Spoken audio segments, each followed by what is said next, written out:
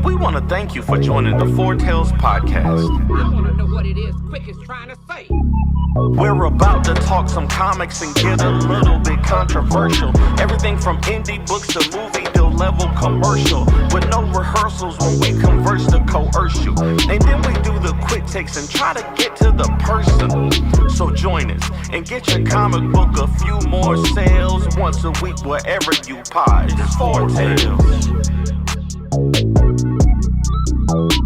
Once a week wherever you pod. It's Four Tales.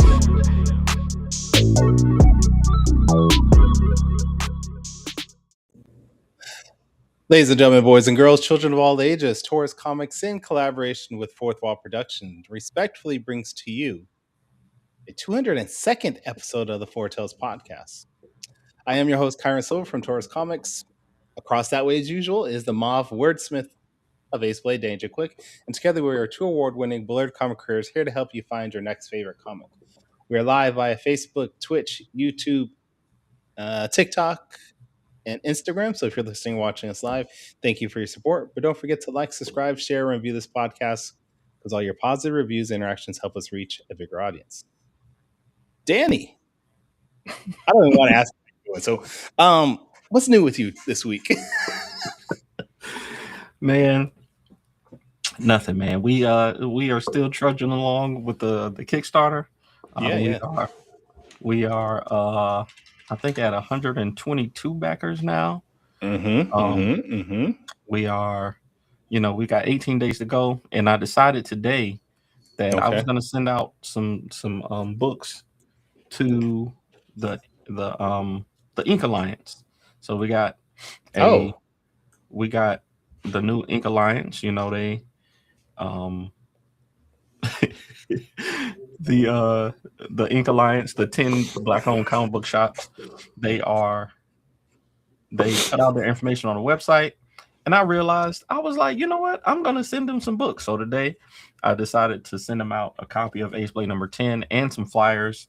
Hey, wait, speaking of the Ink Alliance, we got Tony Cade in the chat right now. Tony Cade in the building. I'm sending a copy of Ace Blade 10 out to all the Ink Alliance stores, the 10 Ink Alliance stores that are currently listed. So shout out to Tony Cade.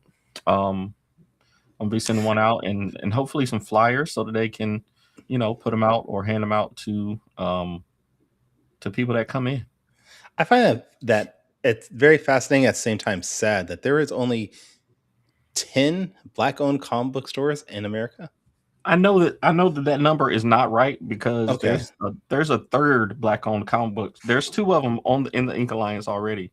Acme Comics and Eastgate Comics and High Point, but there's a third one in Burlington. I just talked to the owner earlier today, and I told him I was going to be giving him some information on the Ink Alliance so he can reach out to them also. So I know there's at least one more in North Carolina.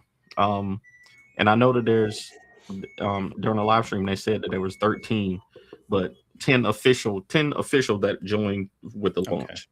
So if I am very excited to see what the Ink Alliance does to help boost not just Black comics but just comics in general. But definitely we want to, because we need more representation as usual. We need more people being our advocates out there, so we don't have situations like the Gyro, was that? Grio, yeah. Grio, yeah. I say I'm gonna mess up their name because I don't give a. They the Gyro now. They're not even the Grio no more. They're the Gyro. But we need people out there that are gonna be our advocates and hype us up, because there's nobody out there that's gonna do it outside of ourselves. So, anything else though that's new for you? No, nothing I want to announce yet. Nothing. Okay. Well, I mean, what? Well, I mean, like, did you? Okay. What about you? What about you, Kyrie? Wait. Did you get anything? Have you gotten anything in the mail yet? I need to ask that. That's okay. No, should I have? You should have. You really should have. Maybe I haven't been home. I haven't been home since like 12 o'clock. So okay. I will check, because you should have gotten it by now. I put it in the mail. I know that you got something in the mail that I sent because I saw a picture of it. Yeah, I wore it the other day. That's fantastic. Thank you. It was an amazing shirt that said the Cat Father, right? The Cat Father. Cat Father. Yeah. So in the classic Godfather font. Yeah. So I really appreciate that. Oh yeah, it's Monday. It's coming Monday. Okay. I'm sure mail is going to be all messed up this weekend because of the 4th of July. So, happy Independence Day to everyone. Yeah. We don't need to be independent anytime soon, though. Right. Tony K said he's surprised there are none in the Northeast. I'm really surprised about that also. I feel like we just gotta they said dig a little bit deeper. They said on the stream that they are, a lot of these shops are just hard to find. It might be people who aren't, internet savvy. They might not be listed, or they might not be connected on social media like some of the other ones are. Like Tony Cade is active in, on social media, and he runs a convention, and he's right there in Atlanta. So he might be a little more connected. And I know Jermaine, he isn't great with the internet, but he's getting better. So I think there are more. We just gotta reach out. Like I know that there's another one. I'm gonna send it into the Ink Alliance. Game Over Comics here in Burlington, North Carolina is Black owned. So I'm gonna send that one into them so they can make contact. Okay. Well, I appreciate you. I'm not going to do anything because I already got too much on my plate. So Mr. Fish Comics said I could see some shops keeping it low key. They are Black owned. I could see that also. Yeah. I could also see a lot of shops, because their focus is promoting the comics. They just don't mention, who is the owner. So we might not even know. But we definitely want to make sure that all these shops get, what's the best word here? Part of the alliance, I guess. Yeah, connected. Yeah, alliance. I'm excited about that. That variant cover, the Titans. What was it? 38. The Sanford Green cover. It is. I'm seeing that it is going to be $30 though, and I know that is amazing. I'm probably going to have 2 copies because I already pre-ordered one from Cuts and Comics, and I'm getting one from Acme Comics. But the $30 price tag is very high. So Tony, I love you. I really do. And I love everything the Ink Alliance is doing, but $30 is a lot to drop on a book right now. Unless this book is like, I don't know, 120 pages, $30 is a lot for me. So I will support y'all every way possible, but $30 is a lot for me. I'm gonna get the regular copy to read, and I'm gonna get just a couple just for a couple just to collect. I want to have one for myself, and I might have one that I can sell later down the line. I might be able to get that $30 back. So, we'll see. Right. But we have a special guest today. We got a special guest in the building. The captain of controversy on social media, and we're gonna talk about it. But I want to introduce him by saying, out in the street, they call it murder. Brother the D, captain of controversy. That was a call for, sir. Wow. Welcome to the show, young man. How you doing?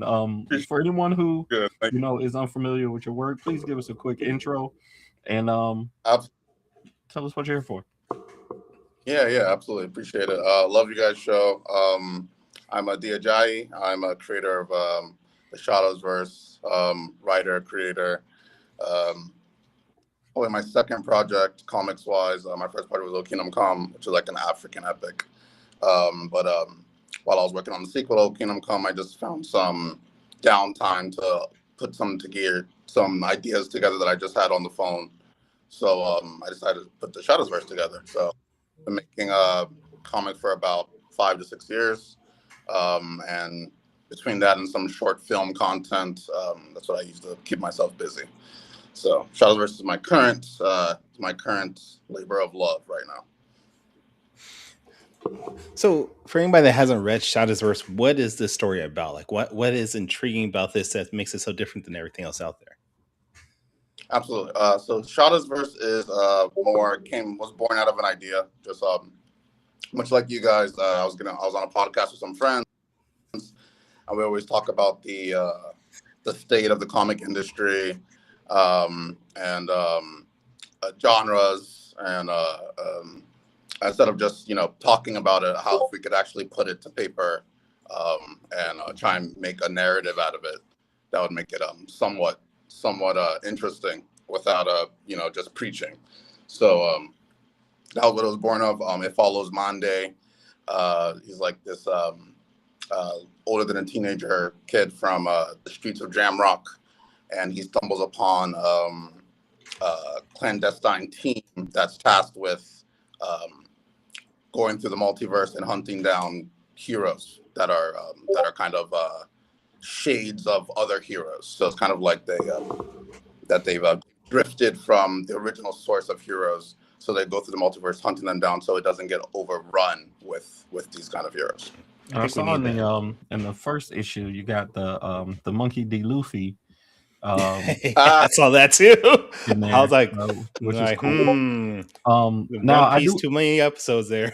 I do want to ask though, what made you decide to have this in Jamrock or Jamaica? And I know that you are American born and you lived in Nigeria for a while, right? Yeah. So what made you decide to have this in Jamaica? Oh, great question. Thanks, Danny. So I was coming up with the name of this, right? And I wanted like a palindrome. So like Tenet, I wanted like a palindrome where it reads the same from both ends. And I was cracking my brain on what it would be called, because when I'm writing something, I need like a name to anchor it so I can kind of build themes around it. So I was looking for, and then I Shattahs, like the gangster film from the 90s, the Shattahs gangster film. So if I'm going to talk about the Shattahs gangster film from the 90s, I wanted to like at least mention that it's too similar in name, so I wanted to at least pay homage to that gangster film. So Wayne and Biggs in this Jamrock section are like, it's a continuation of their life from Shattahs, which, well, they died, but it'd be like it'd be an offshoot of what happened in Shattahs. The actual gangster film. So that's why I wanted to ground it in Jamrock first to kind of pay homage. Yeah. That's a Shattahs film with like Wyclef in them, right?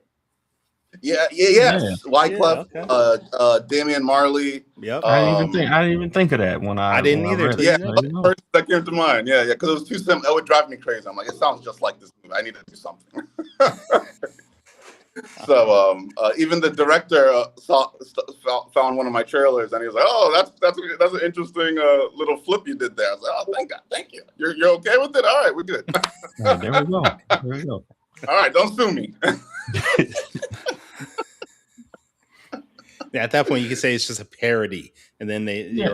There you go. Gotta use those creative licenses. Definitely gotta do that. Yeah. So what made you decide to make a comic? Was there a book that you read, maybe as an adult or as a kid, that fostered that love for making comic books? It was not a specific book. I really loved The Invisibles, and it was probably a different amount of books. I love 300. I love what Formula did there. And my first book was really the O Kingdom Come book. That was one that made me fall in love with comics, to making that process. But when Kingdom Come, it was going to be like in a novel format, and I'm like writing and I'm describing patterns and smells, and I'm like, this is going to be like 3,000 pages. I need to find a way to get this information out without having to describe every detail. So a graphic novel made the most sense. And it came out, I really like that we went like a graphic novel well. So it was more of the medium of like of what it's not really what it's typically used for, but how it can be used and kind of like bent and reused. So that's really what I really fell in love with the medium more than anything. So I'm not going to get too much into the controversial post. Where is this coming from? You know where it's coming from. You be out here stirring the pot. But I do see stirring the pot. That Kettle, you're the kettle then. Me? No. Yeah.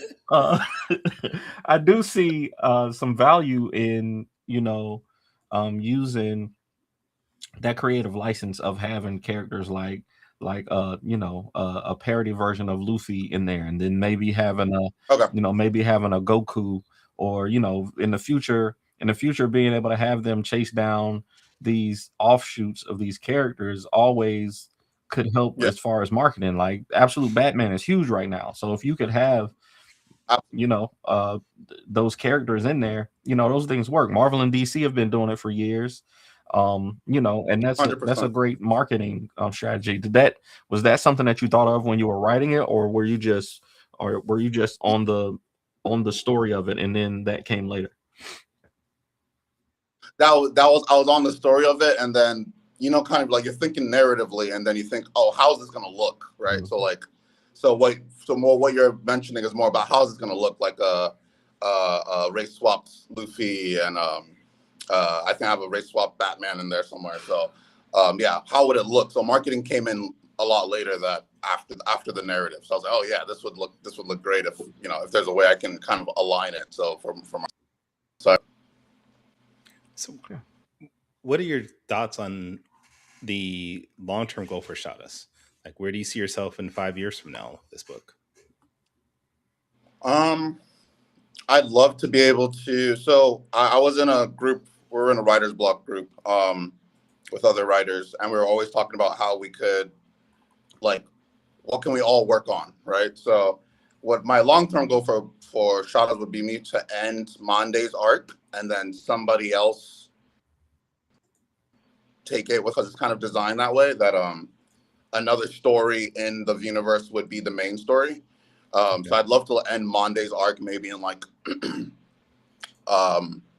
maybe on the second volume. I'd love to end Monday's arc, which is the main character I'm writing, and someone else, either whether it be a hero or another Shattah member, becomes like the main anchor story, and they kind of can still work on the series without Monday being part of it, really.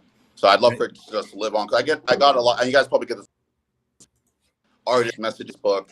Oh, do you have any? I'm free. You got any work?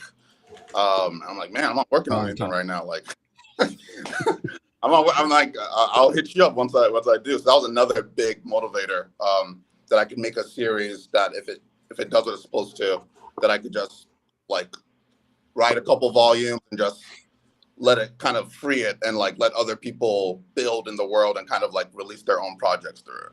So I'd love for it long term to just be able to house other not IPs, but other stories within it that could kind of live on its own without an anchor story. And you just started, or you're about to launch, it looks like a Kickstarter for this, right? I have a Kickstarter for the volume. I'll probably do that towards the end of the year, while I'll kind of put all these together. But just put it up to see what it's gonna like. Let me put this up and get all that reviewed stuff out of the way, where it gets reviewed and it takes time and all that, so I don't have to do it last minute. Yeah.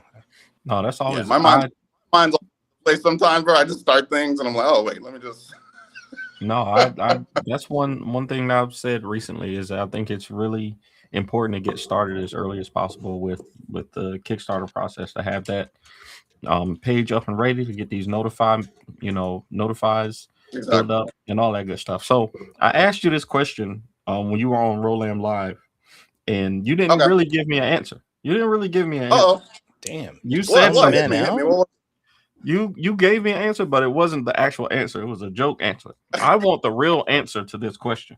Okay. Yeah. Hit me. How do you get the text to flip? When you type it out, so the Shattahs. I'm pretty sure you could have Googled that. All right. No, I want him to tell us, because he said he got a left-handed keyboard. I got the first half of it. The first half of the word I type, and then you put it in Google, and it flips you can flip your characters. So you just paste the first half with the other half, and you just you copy and paste it everywhere. Okay. So it's copy and paste. It will flip it for you. There's like some programs that flip your text upside down. So so you can just paste it that way and merge it into a word. All right, go ahead, Kyrun. I'm gonna work on this, and you can take over the rest of the interview. We don't need an upside down ace blade for anything, okay? Yes, we do. Okay, so you have issue 0 and issue 1 right now, correct? Right? Yeah. All right. So when can we expect issue 2 to come out? I think we're gonna be doing issue 2. We're in July, so it's gonna be this month. So it'll be the ending of this month. Because don't think I didn't catch where you said just now that graphic novel was going to have 11 issues, and you're only on issue 1. So that's a huge jump to go from. Interesting. I front loaded the book, so the art and the stuff is done. So it's more of releasing as we want to release it. So Dion, he wasn't able to make it here, but he wrote issue 4 and 5. So the art's already done with it. So we're just finalizing lettering on it. So the idea is to not print these, to release them digitally, and then print them together with limited variation covers of each issue, rather than me printing them one by one. I wanted to kind of knock it out, at least for the volume 1, kind of knock it out together. It's easier for me to market that way together. Than especially for a new IP. People really want to try and just stuff it as much as they can. Danny did it. Fish in the comments said, "How do you think the anti-ace blade speaks?" Basically, this is how Club Bat is going to speak now. Yeah, it's like Zatanna speak. It's Zatanna speak is what you're doing. Zatanna with the reverse. I like it. Okay. Hey, that brought me so much joy now just doing that. So I appreciate you telling me how to do it. The little things that get you joy is hilarious. It's the little things, man. You literally have to take every single little thing that gives you joy and really 100% lean into it. I agree. I agree. So another thing I want to ask you about in the comic, and I think I heard you talk about this in Roland's interview too, about the dialects. A lot of times when people do, either dialects or accents, they can overdo it. They can overdo it, or it can sound inauthentic, or it can sound old. Even when you talk about, AAVE here, a lot of times people can do that, and it'll sound like somebody from the 70s or something like that. If the wrong person, writes it. Turkey. Yeah, you jive turkey. So how do you balance, something like that, especially with it being this story being right there in Jamaica? I think you did a really good job with it, but Jamrock, not Jamaica. This is Jamrock. That's true. Good point. Jamrock is in Jamaica though, right? It is, but it's like a fictional. Well, it's just a fictionalized version of Jamaica. Yes. Of Jamaica, yeah. Well, Jamrock is okay. I got you. Okay, they jam on it. So how do you make sure that you are true to the dialects, but also make sure that it's accessible to people who are new readers? Absolutely. Thanks. I didn't even play around with that. I got with my friend Alan, that's from Barbados. And I wrote, hey, this is what I want to say. And he helped me edit it to make sure I didn't play around with that. He's well-versed in like all the island dialect for the most part. So he's like, yeah, change this to this. So I don't about patois.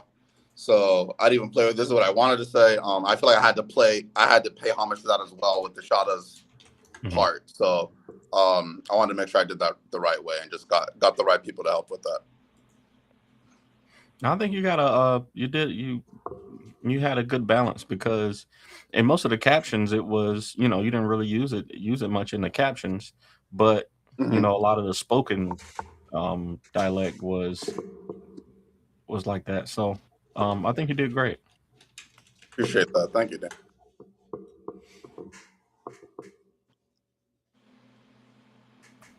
Kyrun? I'm waiting on you. I was just giving the man a compliment. That's it. I don't even know to go over there. Oh my god. And then Fish says, like, I'm a Southerner, but 90s rogue be talking gibberish in those 90s X-Men comics. Okay, I get it. I'm as nervous as a long-tailed cat in a room full of rocking chairs. Speaking of X-Men, have I know you're on a sci-fi kick right now, D, but have you been checking out the new X-Men? I did. I watched 2 episodes of X-Men last night, actually. Yeah. Okay. I did. Nobody spoil it. I have not seen it. Oh. So don't spoil it. Okay. All okay. Right. Well, what sci-fi stuff are you watching right now? I just finished with the wife. We watched Archive 81. That was fun. About a guy hanging up VHS tape. And it kind of like opens. He's communicating with one of the people on the VHS tapes from their timeline. It's pretty good. I always got to big up Dark Matter. I love Dark Matter. Dark Matter was really good. Which other one? Primer. I just, since there's a bit of time travel, I just go back to that. I love Primer. It's one of my favorite time travel movies. Okay. And then me and my wife just started Paradise. What I really want to ask is, as far as the sci-fi goes, are you a Star Trek fan or a Star Wars fan? Oh, you're trying to get me shot on here. All right. You can be a fan of both. You know that, right? You can like both, but which one do you like more? Can you really? That's not what you asked. You said, "Are you a fan of?" You didn't say which one you like more. Which one do you like? You could most? be. Yeah, you could. I'm a fan of both.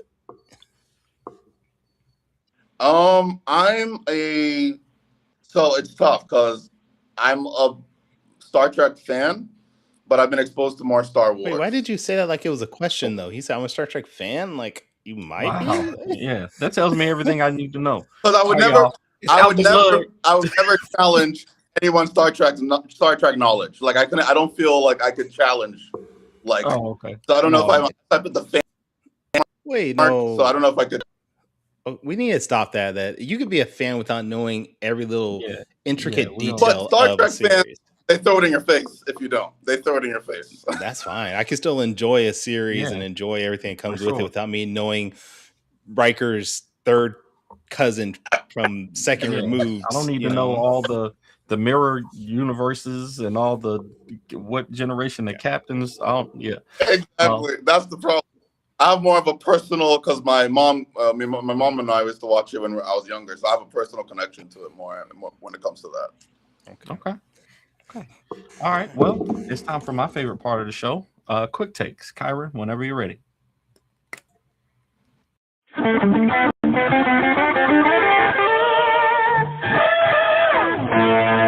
Quick takes.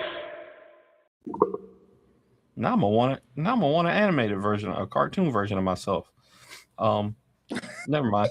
All right, so if you haven't seen the show before, Fish has done one for you. Did? Oh yeah, he did. That's right. Oh, and I've definitely seen a cartoon version of both of you somewhere. I just got to remember where. Yeah, we definitely have made some appearances. I've seen a comic book version of me at a fight. It was like a boxing fight. It might have been an MMA match, but it was like on the cover of a comic book. It was really cool looking. That's pretty cool. Hopefully, you guys see it in the future. That kind of famous where you kind of just stumble. You just stumble on yourself somewhere. Yeah. Hey. All right. So, if you haven't seen the show before, Quick Takes is a rapid Q&A session, a rapid fire Q&A session where we grill our guests on their darkest secrets from the internet.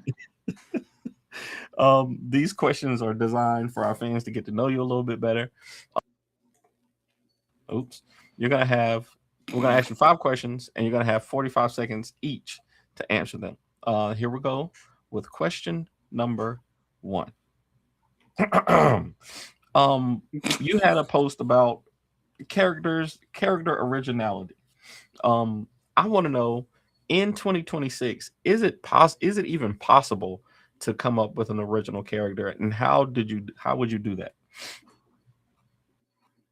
I think it is. I think it's it may not be the initial character, but I think as you establish it, you have the opportunity to drift or to set yourself apart from the character, right? So like, I walking. It's Kirkman's main thing, really.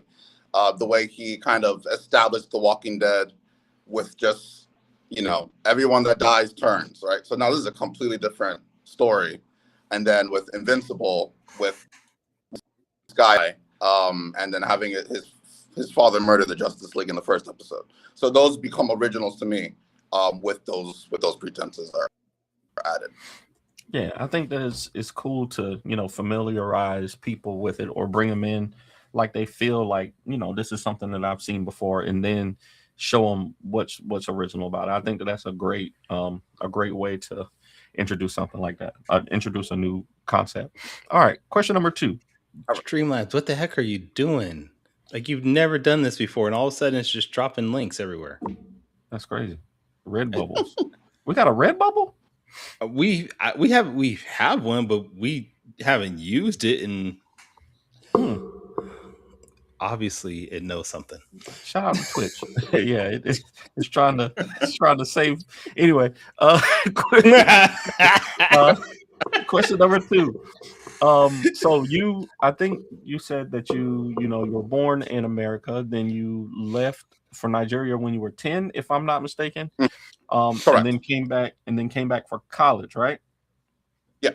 So I think I remember you specifically saying that you missed Static Shock and you missed the military industrial complex. What in your time away from America, you missed some things. So I want to know, from your perspective, what are the best parts of America and what are the worst parts of America? Wow, that's such a beautiful thing. That's a beautiful question. I think the worst part is I think the 90s was really big on like hope and being better and stuff like that. And then that was before I left, and when I came back, we have the bigger stick. There was like a shift in tone with the way people behaved. So the best part I would say is America's resilience. I think I love that the most. But the worst part is that shift that went from like that like 90s optimism to like we have the bigger stick style of leading. That's how Tony Stark would do it. Yeah. That's how right. Dad did. Question number 3. Did it? That's right. Question number 3. I want to know, how did your time in Nigeria shape your storytelling? Man, I think when you move between different places in general, you have different pools of information to pull from to establish your kind of viewpoints. So it's more of that. I think moving to any culture outside of where you're from and acclimating, you get a different perspective on how that culture is viewed from that lens and how this culture is viewed from that lens. And so it kind of shapes the way you view it because you're outside of it. You're isolated from it. So I think it's more of just having two views more than being isolated to one or fewer. I like it. I like that. All right, question number 4. These are deep. These are pretty deep questions, Danny. I've watched this show. Like when Danny went full therapist on me, I've watched what Danny was very excited to talk to you, so he actually decided to do some research on you. I always do research, but you just recently did a podcast with Rolam. Rolam is the homie. I watch his show all the time, so I actually knew, I knew what what I wanted to ask you. So, question number 4. You might not like this one as much. You talked about on Roland Live about how how you have gotten into controversy, but your goal is to learn. Your goal is to genuinely ask the question. So how have you learned to get to the conversations past the controversy? I don't mind this one. I don't mind the controversy. It's not that I'm not looking for it, but if it gets me the best answer, I don't mind. People got their feeling in general. I'm not aiming to hurt feelings, but I found out people are a lot more truthful when there's like emotional context behind what they're saying. So my aim is just to get to like a pure answer that's not kind of polished. And sometimes the way you ask it, determines on how, the kind of answers you get back. If that makes sense. It does make sense. So get them emotional and they'll tell you the truth. I got you. Okay. Hey, whoa. Question number. That's what I heard. That's not what you said. Wait a minute. That's not what you're saying. Because that's what I heard. You're paraphrasing. Is what you're saying. You're paraphrasing what you said. Question number 5. And we like to do a top 5 list for our show that may or may not be coming back soon. Top 5 live. So we're gonna get you to do a top 5 list off the top of your head. And I know that you love sci-fi, so I want to get your top 5 sci-fi TV shows. This is not movies or books. This is specifically top 5 sci-fi series. Okay.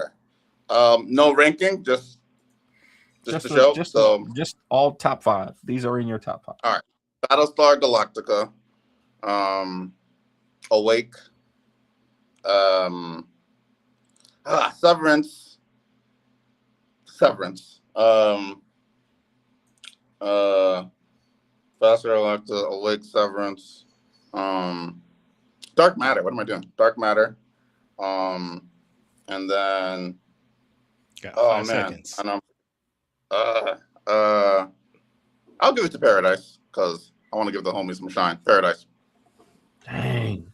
Not a single Star Trek show in the top 5. Oh, no Star Wars shows. That's crazy. Star Wars. But yeah, I'd have to leave out Star Trek for now. I feel like those transcend sci-fi for some reason. Yeah. Okay. Well, I appreciate you doing that for us. Thank you. This week, and I just realized this. We have a new sponsor. I hate you. Sponsor. Wait, what?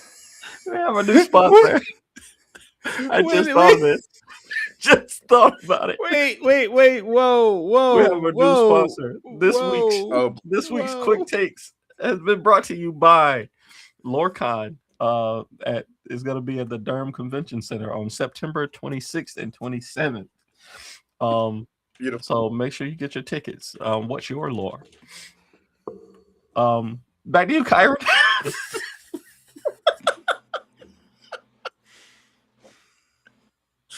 That was smooth. That was a smooth one. If I wasn't laughing, I would be crying right now.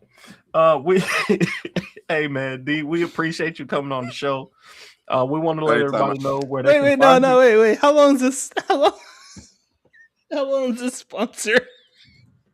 How long is this sponsor going for, sir? At least the next 4 weeks.